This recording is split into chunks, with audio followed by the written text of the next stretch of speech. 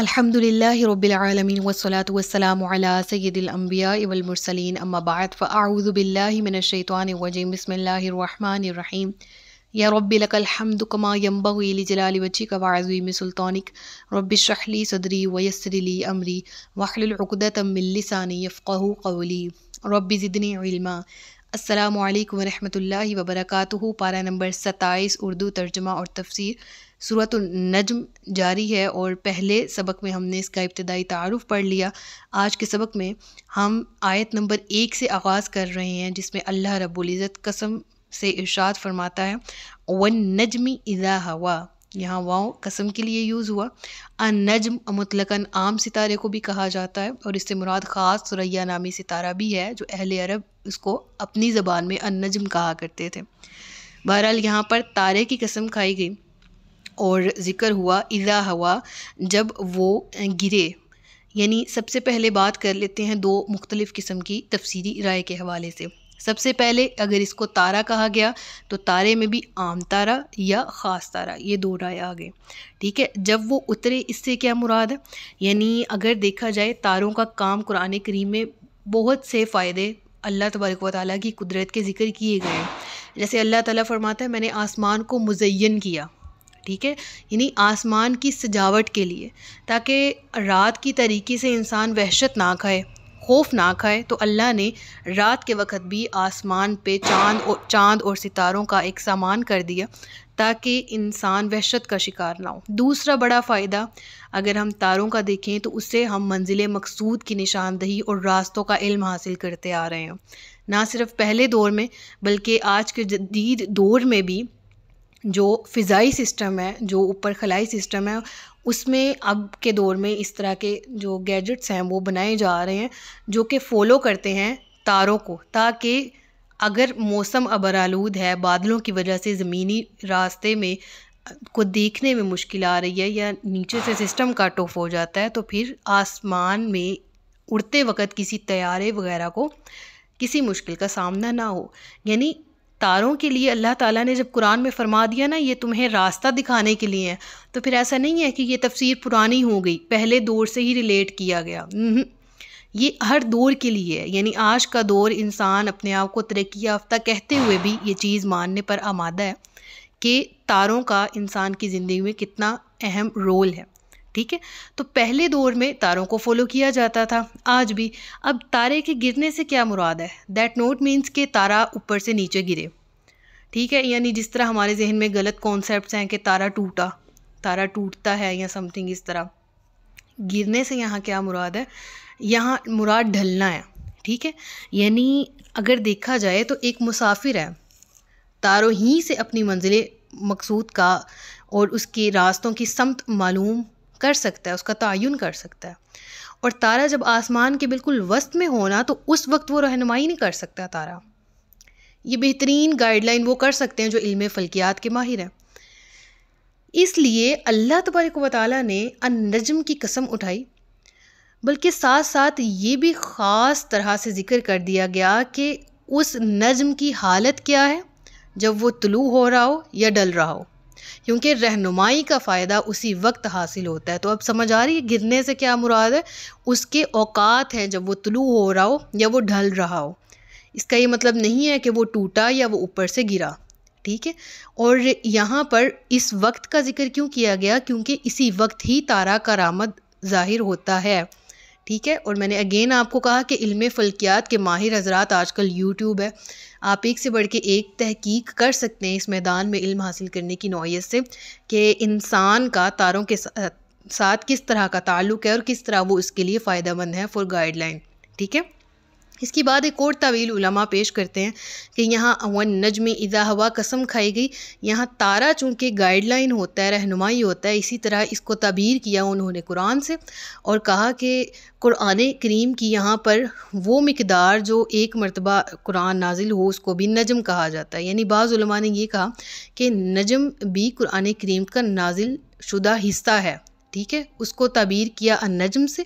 اور اذا ہوا یعنی جس طرح فار ایگزامپل جبرائیل امین قرآن لے کر نازل ہوتے تو اس وقت جو قرآن اوپر سے آ چکا تھا، ٹھیک ہے، اور وہ نازل ہو چکا تھا، تو اللہ نے اس قرآن کی قسم کھائی جو ہدایت دیتا ہے. ٹھیک ہے، سمجھ آ رہی ہے آپ کو؟ یعنی حقیقی معنی کے بجائے اگر ہم مجازی معنوں پر غور کریں تو ہمارے سامنے یہ رائے بھی آتی ہے. اس کے بعد بات کر لیتے ہیں اگلی آیت کی. پہلے قسم کھائی گئی اور اب جواب قسم کا ذکر ہے. ما ضل صاحبکم وما غوا، نہیں بہکا تمہارا ساتھی اور نہ وہ ٹیڑھا راستہ چلا. بہت اہم آیت ہے، اور کیا ہی جامع طریقے سے آغاز ہوا اور کس قدر دقیق طریقے سے استعمال ہوا الفاظ کا کہ بات بھی مکمل ہو گئی اور مختصر اور پر اثر. ما یہاں پر نفی کے لیے ہے. دولا یہاں پر مراد کیا ہے؟ بہکنا یا بھٹکنا. ٹھیک ہے، گمراہ ہونا، جس طرح عام الفاظ کے معنی دیے جاتے ہیں. سب سے پہلے بات کر لیتے ہیں صاحبکم، مراد کون ہے؟ نبی کریم صلی اللہ علیہ وآلہ وسلم کی ذات. صاحب کا معنی سید ہے اور مالک بھی ہے، اور کہتے ہیں جس طرح کہ صاحب البیت ہے یعنی گھر کا مالک. ٹھیک ہے، اور صاحب جو ہے وہ فرینڈ کو بھی کہا جاتا ہے، اور ایسا فرینڈ جو بیسٹ فرینڈ ہو، جگری یار جس کو بولا جاتا ہے نا عربی اصطلاح میں، اس کو بھی صاحب کہا جاتا ہے. ٹھیک ہے، یعنی ایسا شخص، ایسا ساتھی کہ جس کی رفاقت اور سنگت بکثرت ہو. اب بات کر لیتے ہیں لفظ الدلال کی کہ ما ضل صاحبکم، اور پھر یہ بھی ذکر کریں گے کہ صاحبکم سے مراد نبی کریم صلی اللہ علیہ وآلہ وسلم ہے. کم کا متکلم کون حضرات ہیں، اور ان کو رسول اللہ صلی اللہ علیہ وآلہ وسلم کو ان کا دوست کیوں کہا گیا، اس پر بھی بات کر لیتے ہیں. سب سے پہلے دیکھ لیتے ہیں دولہ لفظ کی تشریح. سب سے پر اثر اور مدلل کتاب جو ہے وہ مفردات ہے، علامہ راغب اصفہانی رحمۃ اللہ تعالی علیہ کی. اور آپ اپنی کتاب میں لکھتے ہیں کہ سیدھے راستے سے روح گردانی کو دلال کہتے ہیں، اور بعض حضرات اس کی مزید وضاحت اس طرح سے کرتے ہیں کہ سیدھے راستے سے روح گردانی جان بوجھ کر ہو یا بھول چوک کر، تھوڑی ہو یا زیادہ ہو، اس کو دلال ہی کہا جاتا ہے، اور اس کی ضد یعنی اس کا اپوزٹ ہدایت ہے. تو پہلی بات ہوگی لفظ دلال کی، اور پھر صاحبکم سے مراد کیا ہے، اور اس کے بعد غوا کی کر لیتے ہیں بحث. یعنی سب سے پہلے غوا کس کو بولا جاتا ہے؟ اعتقادی غلطی کو، یعنی ایسی غلطی جس کا تعلق عقیدے کی کمزوری سے ہو. ٹھیک ہے، اس کو غوایہ کہتے ہیں. ٹھیک ہے، یہ اقوال، افعال، اخلاق اور عقائد کی غلطی کے لیے عام طور پر استعمال ہوتا ہے. کون سا لفظ؟ غوا. سب سے پہلے اب آ جائیں ان تینوں الفاظ کے لغوی بحث کے بعد یہاں پر کیا مراد ہے کہ نہیں دلال بہکا، ما ضل نہیں بہکا، صاحبکم تمہارا ساتھی، اور نہ وہ ٹیڑھا راستہ چلا. اب ان تینوں الفاظ کو اگر ہم دیکھیں، ما ضل، صاحبکم و ما غوا، ان کی ہم نے لغوی بحث کر لی. اب آ جاتے ہیں تفسیر کی جانب. جب نبی کریم صلی اللہ علیہ وآلہ وسلم نے توحید کی دعوت کا آغاز کیا اور اہل مکہ کو کفر و شرک سے باز آنے کی تبلیغ شروع کر دی، تو اس وقت اہل مکہ نے کہنا شروع کیا کہ آپ گمراہ ہو گئے ہیں، اپنی قوم کا راستہ چھوڑ دیا آپ نے، اور آپ نے غلط عقیدہ اختیار کر لیا. یعنی رسول اللہ صلی اللہ علیہ وآلہ وسلم کو برا بلا کہنے کا ایک یہ طریقہ کیا تھا کہ وہ ان کو گمراہ کہتے تھے کہ یہ ہمیں ہمارے معبودوں کو چھوڑنے کا کہہ رہا ہے، یہ خود گمراہ ہو چکا ہے. تو یہاں پر اللہ تبارک و تعالیٰ نے پہلے قسم کھائی، پھر ان کے الزامات کی تردید کی. فرمایا کہ ان کے قول، عمل اور کردار میں گمراہی کا نام و نشان تک نہیں ہے، ان کے عقیدے میں کوئی غلطی اور کجروی نہیں ہے. اور یہاں پر جو لفظ استعمال ہوا نا صاحبکم، کم یعنی متکلمین کون ہے؟ جمع کا صیغہ یہ تمام اہل مکہ ہے، مشرکین مکہ ہے. اور اللہ تبارک و تعالیٰ نے صاحبکم فرما کر اپنے حبیب کی کتاب حیات کھول کر ان کے سامنے رکھ دی. یعنی اللہ نے فرمایا کوئی اجنبی نہیں جو دیار غیر سے آ کر یہاں پر رہنا شروع ہو گئے اور نبوت کا کام شروع کر دیا کہ میں نبی ہوں اور میری بات مانو. ارے تم دیکھتے نہیں ہو کہ ان کے ماضی سے، ان کے خاندانی پس منظر سے، ان کے اطوار اور احوال سے اور سیرت و کردار سے تم اچھی طرح واقف ہو. ان کا بچپن تمہارے سامنے گزرا ہے، ان کا جوانی کا دور آپ کے سامنے ہے، اور آپ کے اسی ماحول اور تمہارے اسی شہر میں رسول اللہ صلی اللہ علیہ وآلہ وسلم نے اپنی زندگی بسر کی ہے. انہوں نے تمہارے ساتھ اور تمہارے سامنے کاروبار بھی کیا ہے. سماجی لحاظ سے، قومی لحاظ سے، ملکی مسائل میں تم ان کے فہم و فراز سے خوب ان کے گواہ ہو.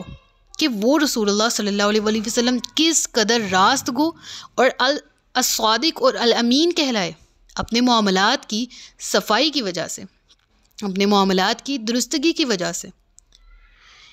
رسول اللہ صلی اللہ علیہ وسلم کی زندگی کا ایسا کون سا باب ہے جس سے تم نا واقف ہو، جو تمہارے سامنے کھلا نہیں تھا؟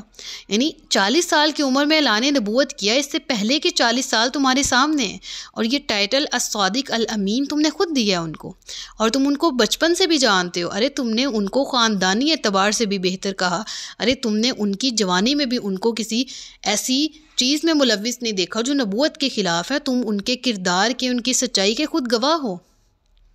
کوئی بھی چیز ایسی نہیں ہے جو تم سے مخفی ہو، تو پھر اس کے باوجود تم ان پر ضلالت کے یا غوایت کے الزام لگاتے ہو، تمہیں شرم نہیں آتی؟ یعنی یہاں پر کتنا باروب، کتنا حسین اور کتنا مدلل انداز بیان کیا گیا ہے۔ یعنی یہاں پر کیا ذکر کیا گیا؟ ما ضل صاحبکم وما غوا، تمہارے صاحب نہ گمراہ ہوئے، نہ کسی ٹیڑھے راستے پر چلے، اور وہ کوئی بات خواہش سے نہیں کہتے۔ وما ینطق عن الہوی، وہ خواہش سے نہیں بولتے، یعنی اپنی مرضی سے نہیں۔ ان ہوا الا وحی یوحی، یہ تو وہی ہے جو ان کی طرف کی جاتی ہے۔ یعنی پچھلی آیت ما ضل صاحبکم وما غوا کی یہاں پر تفسیر بیان کی جا رہی ہے۔ یعنی کوئی غلط قدم اٹھانا تو کجا، کسی باطل عقیدہ کو اپنانا تو بہت دور کی بات ہے۔ ان کا تو یہ عالم ہے کہ وہ خواہش نفس سے لبوں کو جنبش تک نہیں دیتے، ان کی زبان پر کوئی ایسی بات آتی نہیں جس کا محرک ان کی ذاتی خواہشات ہوں، بلکہ ان ہوا الا وحی یوحی، یہ تو وہ ہے جو وحی کیا جاتا ہے ان کی طرف۔ یعنی اسی آیت میں پچھلی آیت کا جواب دیا جا رہا ہے کہ رسول اللہ صلی اللہ علیہ وآلہ وسلم اپنی زبان سے کچھ نہیں بولتے، ہاں جو وہ پڑھتے ہیں وہ وحی ہوتا ہے، جو اپنی زبان سے ادا کرتے ہیں وہ وہی ہے۔ اب یہاں پر ہوا سے مراد نا، یہ ہوا ضمیر استعمال ہو رہی ہے، اور اس کا مرجع حضرات کہتے ہیں کہ قرآن کریم ہے۔ یعنی یہاں پر اللہ تبارک و تعالیٰ فرما رہا ہے کہ یہ جو قرآن تم کو پڑھ پڑھ کے سناتے ہیں، یہ اللہ کی طرف سے وحی کیا گیا ہے۔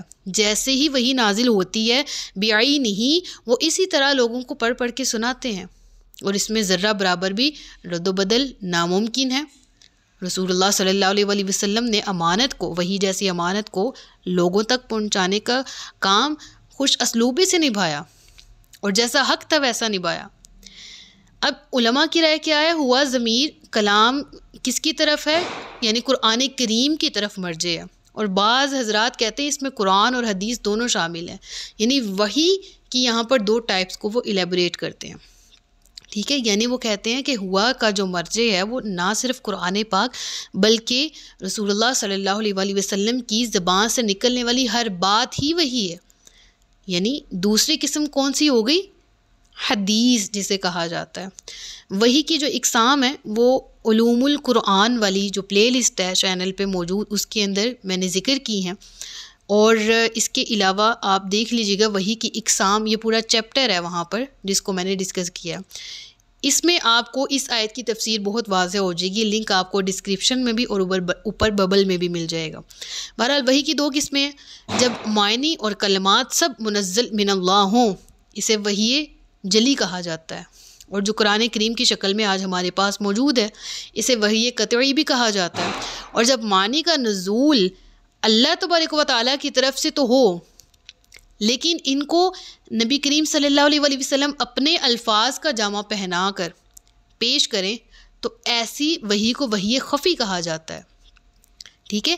وحی جلی قرآن جسے وحی مطلوب بھی بولتے ہیں، جس کی تلاوت کی جائے، اور وحی خفی سے مراد حدیث ہے، ٹھیک ہے؟ اور حدیث وحی غیر مطلوب بھی کہلاتی ہے، ٹھیک ہے؟ اور اس کی دلیل کیا ہے کہ نبی کریم صلی اللہ علیہ وسلم کی زبان سے نکلا ہوا قرآن کے علاوہ بھی جو بھی لفظ ہے وہ بھی وہی ہے۔ اس کی دلیل بھی خود رسول اللہ صلی اللہ علیہ وسلم کی صحیح حدیث سے ثابت ہوتی ہے، ٹھیک ہے، اول تو یہ قرآن تائید کر رہا ہے، ان ہوا الا وحی یوحیٰ، رسول اللہ صلی اللہ علیہ وآلہ وسلم کی زبان اقدس سے وہی نکلتا ہے جو وہی ہے، اور اس قرآن کی تفسیر ایک حدیث کر رہی ہے۔ کتب احادیث میں حضرت عبداللہ بن عمر ابن العاص کا واقعہ منقول ہے، وہ کہتے ہیں کہ میرا یہ دستور تھا، طریقہ تھا کہ نبی کریم صلی اللہ علیہ وآلہ وسلم کی زبان اقدس سے جو کچھ نکلتا میں اس کو نوٹ ڈاؤن کر لیتا تھا، یہاں تک کہ مجھے کسی نے کہا کہ تم کیا ہر چیز لکھنے بیٹھ جاتے ہو، تم کیا ہر چیز لکھتے ہو، تم دیکھتے نہیں رسول اللہ صلی اللہ علیہ وآلہ وسلم کا کبھی موڈ کچھ ہوتا ہے، کبھی کچھ ہوتا ہے، وہ بھی انسان ہے، کبھی غصے میں کوئی بات ارشاد فرما دیتے ہیں، تو تم ہر چیز کیوں لکھنے بیٹھ جاتے ہو؟ حضرت عبداللہ کہتے ہیں کہ میں نے لکھنا بند کر دیا، اور کچھ عرصہ بعد میں نے جب رسول اللہ صلی اللہ علیہ وآلہ وسلم کی خدمت میں وجہ بیان کی کہ میں نے سلسلہ کتابت کیوں بند کیا، تو نبی کریم صلی اللہ علیہ وآلہ وسلم نے فرمایا اکتب فوالذی نفسی بیدہ ما خرج منی الا الحق۔ نبی کریم صلی اللہ علیہ وآلہ وسلم ارشاد فرماتے ہیں عبداللہ تو میری ہر بات کو لکھ لیا کرو، اس ذات کی قسم جس کے دستے قدرت میں میری جان ہے، میری زبان سے کوئی بھی کبھی بھی حق کے سوا کوئی لفظ نہیں نکلتا، کوئی بات حق کے سوا نہیں نکلتی، ٹھیک ہے؟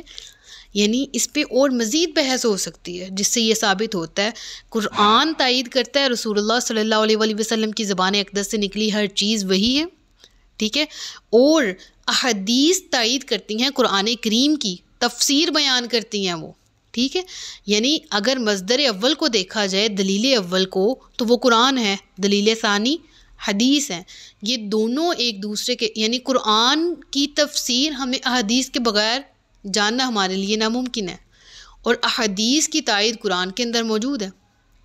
تو یہاں پر ابتدائی 4 آیتوں کی تفسیر ہمارے سامنے مختصر انداز میں نے آپ کے سامنے رکھنے کی کوشش کی ہے۔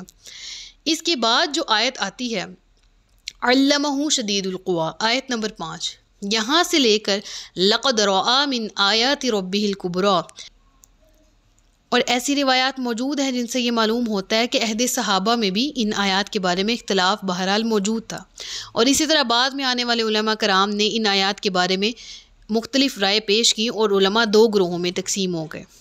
اب یہاں پر ہمارے لیکچرز میں انشاءاللہ علمہ شدید القویٰ یعنی آیت نمبر 5 سے جو پہلی رائے ہے علماء کی وہ بھی پیش کرنے کی کوشش کروں گی، اور علماء کا دوسرا گروہ جو رائے پیش کرتا ہے ان دونوں کو آپ کے سامنے پیش کر دوں گی، تاکہ ہم علم میں اضافے کی نیت سے دونوں رائے کو اچھی طریقے سے پڑھ لیں۔ دونوں رائے کے پاس اپنے اپنے دلائل ہیں، اور یقیناً وہ پڑھنے سے تعلق رکھتے ہیں۔ اللہ تبارک و تعالی مجھے حق بات کہنے کی توفیق عطا فرمائے، ہم سب کو علم نافع کی توفیق دے، آمین ثم آمین۔ انشاءاللہ باقی کا لیکچر نیکسٹ قسط میں اپلوڈ کیا جائے گا، اور آیت کو یہیں سے کنٹینیو کیا جائے گا۔ صدق اللہ العلی العظیم و صدق رسولہ النبی الکریم، سچ فرمایا اللہ نے جو عصمت والا ہے۔ اپنا بہت سا خیال رکھیے گا، مجھے دعاؤں میں یاد رکھیے گا۔ تاجدار ختم نبوت زندہ باد، پاکستان پائندہ باد۔ السلام علیکم ورحمۃ اللہ وبرکاتہ۔